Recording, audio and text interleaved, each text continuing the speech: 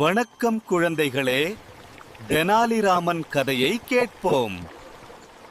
கிருஷ்ணதேவராயர் மன்னன் தனது ஞானத்தால் மிகவும் பெருமை அடைந்தார். அவர் தனது அமைச்சர்களிடம் ஒரு தந்திரமான கேள்வியை கேட்டார். அமைச்சர்களால் பதிலளிக்க முடியவில்லை.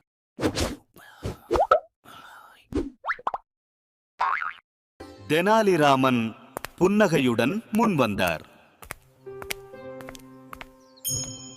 தெனாலிராமன் பணிவுடன் இருந்தார்.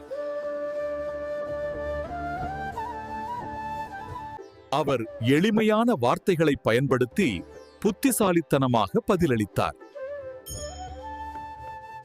மன்னர் மகிழ்ச்சியடைந்தார்.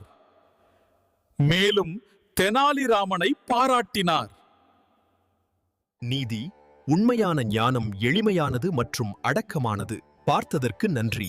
புத்திசாலித்தனமாக கற்று வளர்ந்து வாருங்கள்.